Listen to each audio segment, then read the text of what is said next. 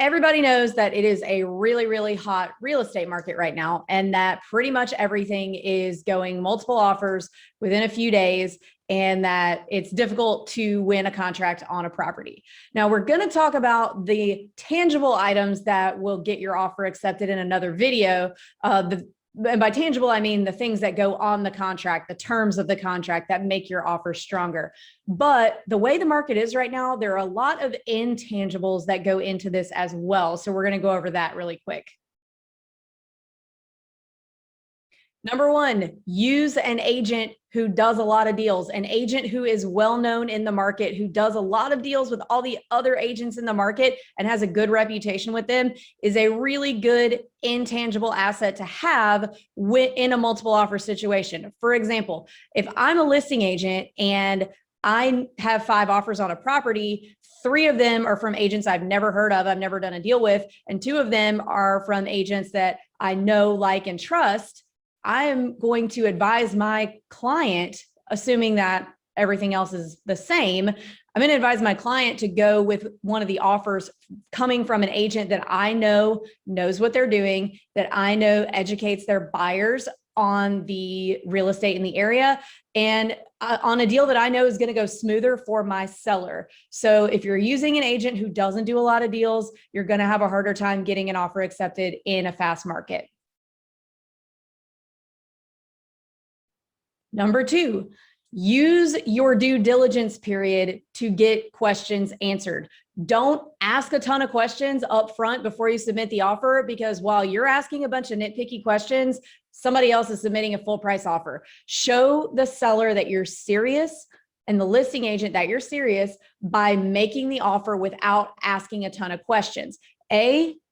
Because somebody else is going to offer right out from underneath you, and they're going to get accepted while you're still asking questions. But B, again, the intangible part of this, if I'm the listing agent, again, and I'm not saying this is right, but we've all done it as listing agents. If I'm the listing agent and I have 5 offers, 4 of them just sent me a clean offer right off the bat, and one of them over here is asking me what size the deck is and what, just nitpicky questions that even the seller doesn't know, I'm going to relay to my seller, hey, they're sending an offer, they sent an offer, but they're asking a lot of crazy questions. This is probably going to be a bumpy deal with them. So let's go with one of these smooth guys over here.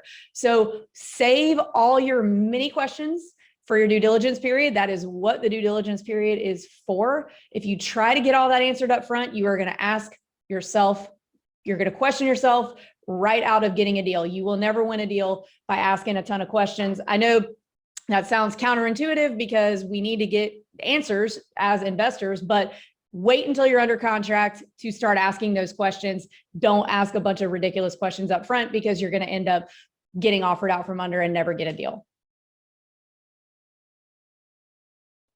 Number 3, don't call the listing agent. Nothing screams noob like calling the listing agent when you already have an agent. It is a giant waste of time. It tells the agent that you've never bought a house before and you don't know how to buy a house. Therefore, you are going to be difficult to deal with because you don't know what you're doing. When I'm a listing agent and other people's buyers call me, of course I answer the phone because I would like to sell the house for my seller client. But I always think, oh my God, these people know what they're doing. They're going to be high maintenance. So don't call the listing agent. Wait for your agent. Your agent is advocating for you. The listing agent works for the seller. They are not helping you. And if you call them, then you're really just showing your entire hand to the listing agent and the seller. So don't call the listing agent.